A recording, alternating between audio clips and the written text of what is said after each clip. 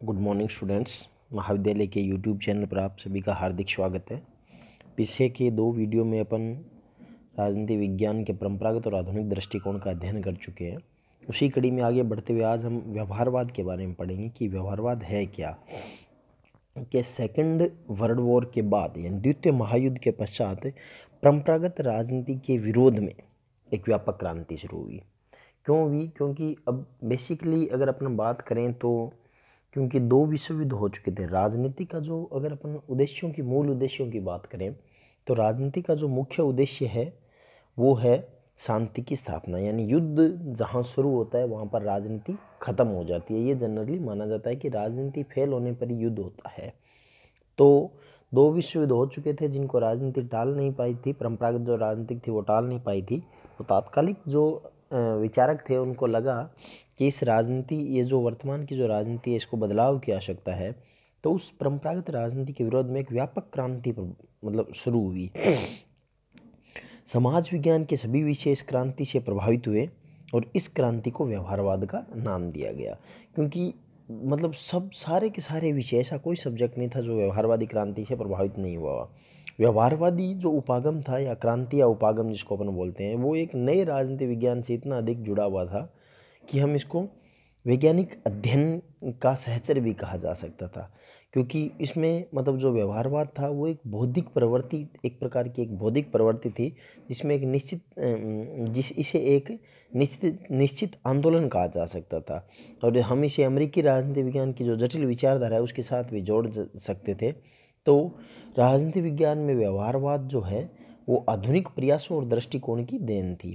परंपरागत जो दृष्टिकोण में निहित ऐतिहासिक, दार्शनिक, वर्णनात्मक और संस्थात्मक प्राथमिकताओं की अपर्याप्तता से असंतुष्ट होकर व्यवहारवादी दृष्टिकोण में एक विकल्प के रूप में प्रस्तुत किया गया, जिससे व्यवहार के अध्ययन की महत्ता को राजवैज्ञानिकों ने स्वीकार किया। इसके नाम से ही पता चलता है, क्योंकि जो परंपरागत राजनीति विज्ञान था उसमें क्या था।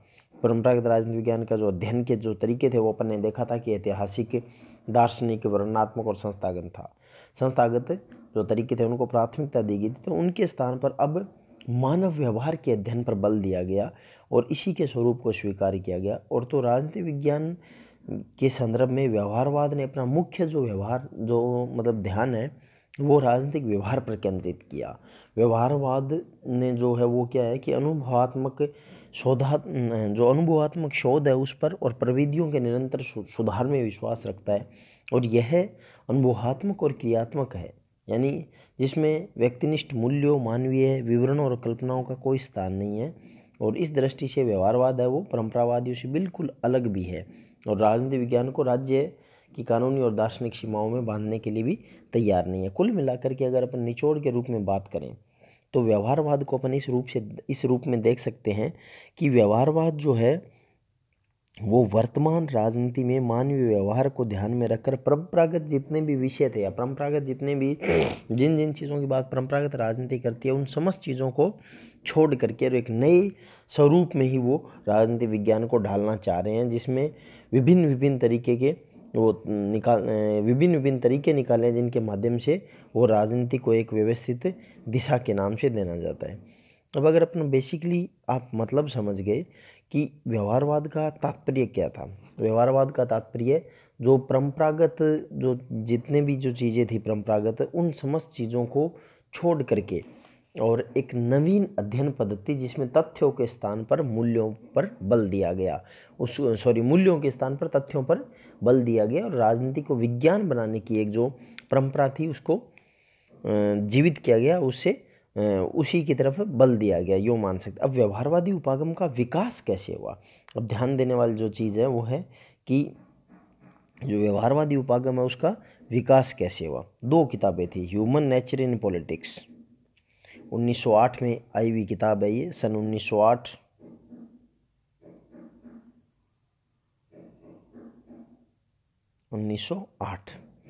ठीक है। और दूसरी है द प्रोसेस ऑफ गवर्नमेंट। दोनों महत्वपूर्ण किताबें हैं, ध्यान रखना नाम। एक ग्राहम वेलेस की लिखी हुई है, दूसरी आर्थर बेंटले की लिखी हुई किताब है। तो दोनों किताबें एक ही साल में प्रकाशित हुई थी, 1908 में। ये जो दोनों किताबें थी, इन दोनों किताबों ने इन दोनों पुस्तकों का प्रकाशन राजनीति विज्ञान की अध्ययन प्रणाली में परिवर्तन का प्रतीक था, क्योंकि उस समय इन दोनों का जो ये प्रकाशित हुई थी जब किताबें, तो एक अध्ययन जो मतलब राजनीति विज्ञान की जो एक प्रणाली थी उसमें पूर्णतः बदलाव का प्रतीक था। अब राजनीति की अनौपचारिक क्रियाओं पर अधिक और राज्य की राजनीतिक संस्थाओं पर कम बल दिया जाने लगा, कि इनका जो उद्देश्य था वो राज्य की जो अनौपचारिक क्रियाएं हैं, जैसा कि अपन ने पहले भी पढ़ा है कि जिन अध्ययन पर जैसे जो ये परंपरावादी है वो बल देते थे, चाहे वो ऐतिहासिक हो, दार्शनिक, वर्णनात्मक, संस्थात्मक, उन पर ध्यान न दे करके अब राजनीतिक संस्थाओं पर कम बल दिया गया और अनौपचारिक क्रियाओं पर अधिक जोर दिया जाने लगा। तो और ये जो अनौपचारिक क्रियाओं पर अधिक बल था, इन अनौपचारिक क्रियाओं पर बल दिया गया, तो जिससे राजनीति विज्ञान के अध्ययन में अन्य जो विषय थे जैसे समाजशास्त्र और मनोविज्ञान जो थे उनका खुलकर प्रयोग किया जाने लगा। तो इनका जो खुलकर प्रयोग किया जाने लगा उसकी बदौलत ये जो स्टार्टिंग में जो ये किताबें थी दोनों की दोनों, इन दोनों किताबों की बदौलत ही राजनीति विज्ञान में अन्य समाज विज्ञान है, चाहे वो लोक प्रशासन हो, चाहे वो समाजशास्त्र हो, मनोविज्ञान हो या अन्य इतिहास है, सबका भी खुलकर प्रयोग किया जाने लगा। इसके पश्चात व्यवस्थित रूप से डेविड ईस्टन, चार्ल्स मेरियम और शिकागो यूनिवर्सिटी ने व्यवहारवाद को पूर्णतः विकसित किया। यानी इसके बाद है, क्योंकि व्यवहारवादी उपागमों सेकेंड वर्ल्ड वॉर की जो द्वितीय विश्व युद्ध की जो जटिल परिस्थितियाँ थी उनकी बदौलत पैदा हुआ था। द्वितीय विश्व युद्ध के समय अनेक यूरोपीय जो विद्वान थे उनको दौड़कर अमेरिका जाना, भागकर अमेरिका जाना पड़ा था, और युद्धकालीन परिस्थितियों ने इन्हें अनुभववादी और मूल्य निरपेक्ष बना दिया और इन्होंने व्यवहारवादी आंदोलन को जन्म दिया था। क्योंकि युद्धकालीन परिस्थितियाँ ऐसी थी कि इनको यूँ लगा कि राजनीति है वो अच्छी अच्छी बातें करने के लिए नहीं है, क्योंकि हर बार राजनीति फेल हो रही है, तो इसलिए कहीं ना कहीं राजनीति में कमी है, हमें राजनीति के अध्ययन का तरीका है वो बदलना पड़ेगा, और इस अध्ययन के तरीके बदलने के कारण ही हमें राजनीति को एक नई दिशा है वो देनी पड़ेगी। तो इसी प्रकार अमेरिका में जो चार्ल्स मेरियम थे वो व्यवहारवाद के अनुयायी थे, क्योंकि व्यवहारवाद का आधार क्या है? अनुभववाद। भी अनुभव में जो महसूस किया, जो व्यवहार में जो महसूस किया भी आदमी का व्यवहार है वो अलग अलग परिस्थितियों में अलग अलग कैसे है, तो जो अनुभव किया गया वही अनुभव इनका आधार बना। और राजनीति विज्ञान में अनुभव का इतिहास भी काफ़ी पुराना था। तो जो इस आधुनिक जनक जो है इसका वो माना जाते हैं जॉन लॉक को, लेकिन वर्तमान में अनुभववाद है वो व्यवहारवाद के पृष्ठभूमि के रूप में उभरा है, और समाजशास्त्री समाज वैज्ञानिकों के प्रभाव से उनका झुकाव भी व्यवहारवाद की ओर है। अब अमेरिका में जो इसका जो जिन्होंने व्यवहारवाद का जो अगुवाई की थी उनका नाम था चार्ल्स मेरियम, क्योंकि मेरियम की जो किताब आई थी 1925 में, the new aspects of politics, महत्वपूर्ण किताब थी जो अनुभववादियों की प्रेरणा स्रोत बनी। और इन्हीं मेरियम के अधीन ही राजनीति शास्त्रियों के समूह ने राजनीति विज्ञान को समाजशास्त्र, मनोविज्ञान, दर्शन, सांख्यिकी, अर्थशास्त्र, सांख्यिकी, मानव विज्ञान जैसे विषयों को निकट लाने की परिस्थितियाँ की। राजनीति विज्ञान की प्रक्रिया में जो महत्वपूर्ण विकास हुआ था उसका उल्लेख यहाँ किया जा सकता है। तो इस प्रकार इन लोगों ने, चाहे वो चार्ल्स मेरियम हो, डेविड ईस्टन हो और शिकागो यूनिवर्सिटी ने जो व्यवहारवाद है उसको पूर्णतः विकसित करने में योगदान दिया। अब वो क्या कारण थे, यानी जिनके कारण व्यवहारवाद है वो पूर्णतः उदय हुआ, या व्यवहारवाद को उदय करने में जिन चीज़ों का योगदान रहा उनकी अगर अपन बात करें, क्योंकि राजनीतिक चिंतन का जो इतिहास है उसमें व्यवहारवादी मान्यताओं के जो बिखरे सूत्र है वो, हालांकि ऐसी बात नहीं, व्यवहारवाद भी सेकंड वर्ल्ड वॉर के बाद अगर अपन ढूंढना शुरू करें तो अरस्तु से शुरू होकर के मैकियावेली, लोक, मोंटेस्क्यू सब में कहीं न कहीं मिल जाता है, लेकिन एक सिद्धांत के रूप में, एक व्यवस्थित रूप में जो व्यवहारवाद है वो 20वीं शताब्दी की उपज है। क्योंकि पिछले कुछ दशकों में, विशेषकर जो सेकंड वर्ल्ड वॉर था उसके बाद में, शासक और राजनीति के अध्ययन में व्यवहारवादी अध्ययन पद्धति को अधिक महत्व दिया गया, और यह अध्ययन पद्धति 20वीं शताब्दी की एक महत्वपूर्ण देन थी, और जिसको विकसित करने का श्रेय वो अमेरिकी राजनीतिक विज्ञानों को जाता ही है। और जिनके उदय में, मतलब जिनके जो मुख्य कारण थे उनमें उदय के कारणों में कई कारण रहे हैं। उसमें पहला जैसे परंपरागत अध्ययन पद्धतियों के प्रति असंतोष, क्योंकि 20वीं शताब्दी के प्रारंभ में राजनीतिक जो शास्त्री थे उनको जो पुरानी अध्ययन पद्धतियाँ थी उनके परिणामों से निराशा हुई और परंपरागत अध्ययन पद्धति से राजनीतिक जीवन की वास्तविकता का चित्र हमारे सामने स्पष्ट नहीं हुआ। इनमें राजनीति विज्ञानियों को जो असंतोष आए थे उनके कई कारण थे। जैसे प्रथम पहले अगर अपन बात करें तो राजनीतिक शास्त्री थे, उन्होंने देखा कि शासन के नीति निर्माण और उनके निर्धारण के स्तर पर राजनीतिज्ञों और राजनेताओं का सम्मान को तो सम्मानजनक स्थान दिया जाता था, जैसा सेकेंड वर्ल्ड वॉर के दौरान अमेरिका में किया गया, परंतु राजनीति विज्ञान के विद्वानों को ज्ञान कौशल और अनुभव की उपेक्षा की गई, जिससे उनमें निराशा उत्पन्न हुई। दूसरा, राजनीति विज्ञानों ने यह अनुभव किया कि उनके अध्ययन विषय में सैद्धांतिक पक्ष के विवेचन पर ही बल दिया जा रहा था जो विश्वसनीय नहीं था। तीसरा, दो महायुद्धों के बीच में नाजीवाद और फाशीवाद की जो प्रवृत्तियों के उदय हुआ, विकास और लोकप्रियता के कारण इनके जो तर्क थे तर्क और उनकी जो परंपरागत पद्धति थी उनमें उनका काट कहीं संभव नहीं था। तो राजनीतिक शास्त्रियों ने पाया कि राजनीतिक क्रिया प्रक्रिया और व्यवहार की संबद्धता को देखने के लिए इनका ज्ञान का सीमित होना स्वाभाविक है। चौथा, राजनीति विज्ञान के निरंतर विकास की और लोकप्रिय के बाद भी विषय की पद्धति जो मूलतः वर्णनात्मक शैली की थी उसको अपर्याप्त माना गया और अन्य विषय, पांचवी अगर अपन बात करेंगे, अन्य विषय से प्राकृतिक विज्ञान, समाजशास्त्र आदि के फलस्वरूप भी नवीनतम और अविश्वसनीय पद्धतियों के प्रति जिज्ञासा उत्पन्न हुई। तो इस प्रकार और इस तकनीक में अपने आप को पिछड़ा हुआ पाया। तो जो परंपरागत अध्ययन पद्धतियाँ थी उनके प्रति जो असंतोष था उसने व्यवहारवाद के उदय में बहुत बड़ा रोल प्ले किया। दूसरा, अन्य सामाजिक विज्ञानों से प्रेरणा। अन्य सामाजिक विज्ञानों का मतलब कि जो अन्य समाज विज्ञानों के अध्ययन के जो नवीन और तरीके और उपकरणों के प्रयोग को प्रोत्साहन मिला। तो राजनीति विज्ञान इससे अलग तो रह नहीं सकता था, क्योंकि जैसे अगर अपन बात करेंगे, रॉबर्ट डाहल ने लिखते हैं कि व्यवहारवाद एक ऐसा आंदोलन है जिसका उद्देश्य राजनीतिक अध्ययन को आधुनिक मनोविज्ञान, समाजशास्त्र और तर्कशास्त्र में विकसित सिद्धांतों, पद्धतियों, खोजों और दृष्टिकोण के निकट संपर्क में लाना है। तो अन्य जो समाज विज्ञान थे उन्होंने नवीन तरीके अपना लिए थे, तो राजनीति विज्ञान में भी यह तरीका आना स्वाभाविक था। तीसरा, द्वितीय विश्व युद्ध का प्रभाव, क्योंकि द्वितीय विश्व युद्ध ने व्यवहारवाद को गति प्रदान की थी।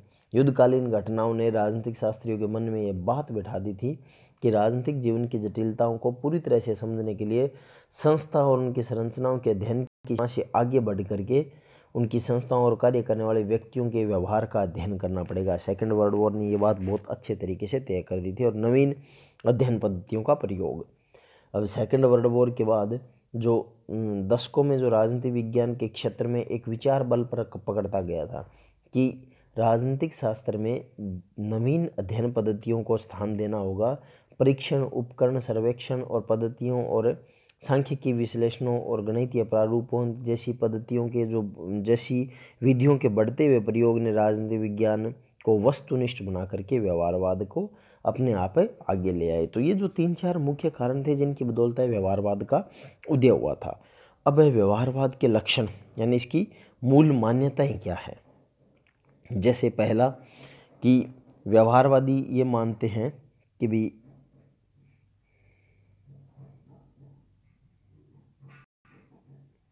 अध्ययन की इकाई है वो छोटी हो और विषय का गंभीर अध्ययन पर बल हो।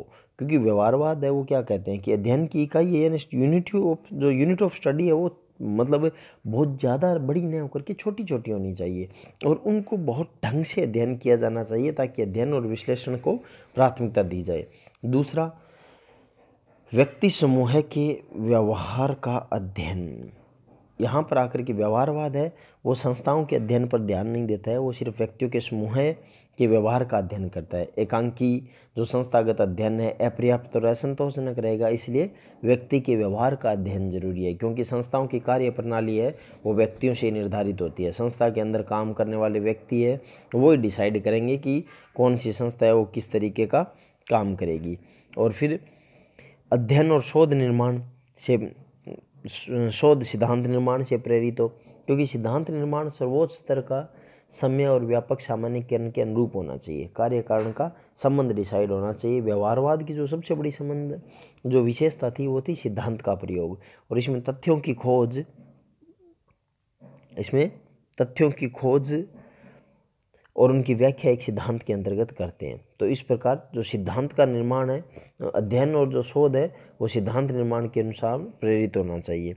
फिर अंतर्विषयक अध्ययन पर बल। अंतर्विषयक अध्ययन का मतलब हो गया कि राजनीति विज्ञान के लिए जितने भी सहायक विषय है, चाहे वो इतिहास हो, चाहे वो ज्योग्राफी हो, चाहे वो समाजशास्त्र हो, चाहे लोक प्रशासन हो, कोई सी विषय हो, उनके अध्ययन पर बल दिया गया। व्यवहारवाद की जो एक मान्यता थी वो थी अंतर्विषय अध्ययन, क्योंकि विषय और अध्ययन सामग्री की गहनता के लिए जरूरी है कि गहनता के लिए अंतर्विषय अध्ययन है वो बहुत ज़रूरी है, क्योंकि राजनीतिक विज्ञान को एकाकी प्रस्तुत नहीं किया जाना चाहिए, क्योंकि राजनीतिक व्यवहार सामाजिक व्यवहार का एक छोटा सा पक्ष है। इसलिए राजनीतिक व्यवहार की जो व्याख्या है वो कभी में सभी सामाजिक पहलुओं का ध्यान रखा जाना चाहिए, तभी राजनीतिक व्यवहार के अध्ययन को औचित्यपूर्ण माना जा सकेगा। और फिर अगला है जो नेक्स्ट है वो है तथ्यों पर बल और मूल्यों की अपेक्षा।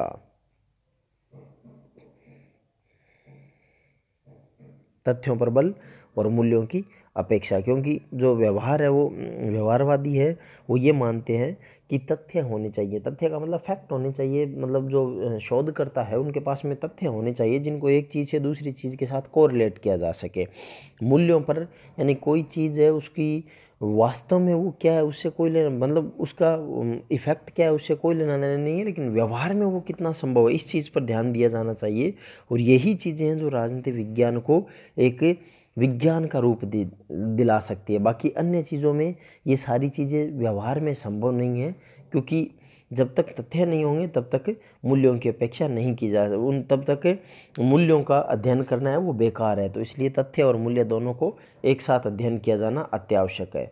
तो इस प्रकार अपन देखते हैं कि ये व्यवहारवाद के मूल मान्यताएं थी, यानी व्यवहारवाद के जो सामान्य लक्षण थे वो ये थे। इन चीज़ों के इर्द गिर्द व्यवहारवाद घुमा है कि अध्ययन की इकाई छोटी हो, व्यवहार का अध्ययन पर ध्यान दे, अध्ययन है और शोध है वो सिद्धांत निर्माण से प्रेरित हो, अंतर्विषयी अध्ययन, तथ्यों पर बल और मूल्यों की अपेक्षा। अब नेक्स्ट में अपन ईस्टर्न के द्वारा जो प्रतिपादित व्यवहारवाद के जो प्रमुख आयाम है उनके बारे में अध्ययन करेंगे। कोरोना महामारी का दौर चल रहा है, सभी विद्यार्थियों से अनुरोध है कि सरकार के द्वारा जारी गाइडलाइन का पालन करें, अत्यावश्यक होने पर ही अपने घरों से बाहर निकले, अन्यथा घरों से बाहर नहीं निकले, घर पर रहें, सुरक्षित रहें। बहुत बहुत धन्यवाद।